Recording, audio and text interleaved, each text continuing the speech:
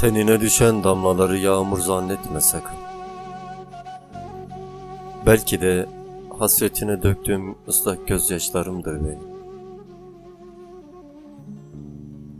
Gökyüzünden avuçlarına düşenleri kuru yaprak bilme sakın.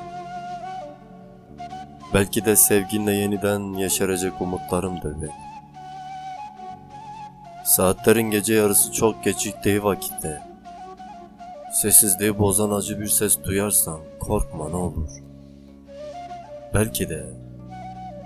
Belki de hasretini ağlayıp sana seslendiğim çığlıklarımdır.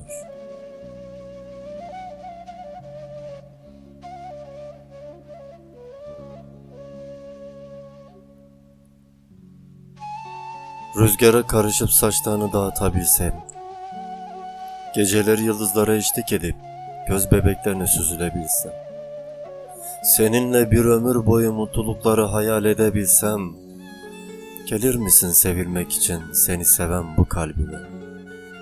Es deli rüzgar, estikçe sevdiğimin mis kokusunu çekeyim içime.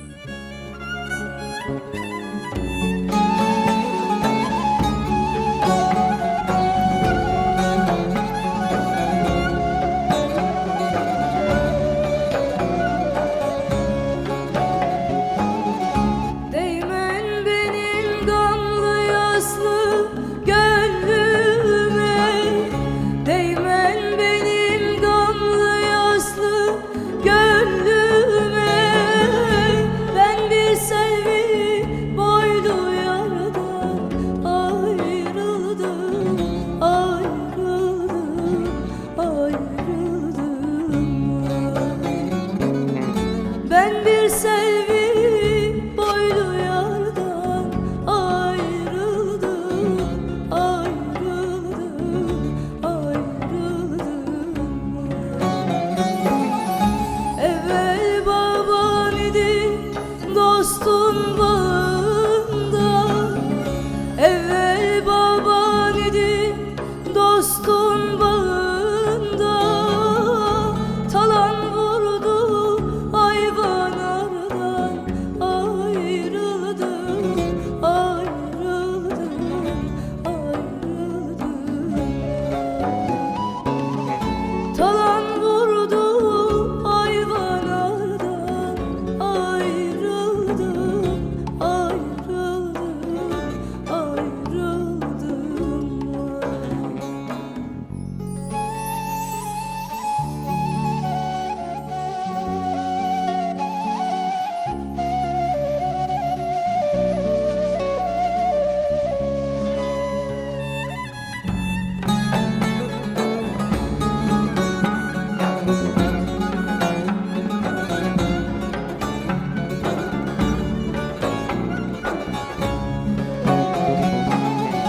Kumru gibi gökyüzünde dönen de, kumru gibi gökyüzünde dönen de, baykuş gibi bir an yolda konan da, konan da, konan da.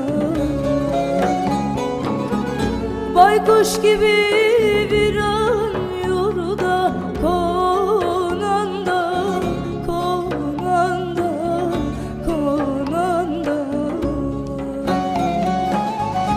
Çok ağladım Ferhat gibi çöl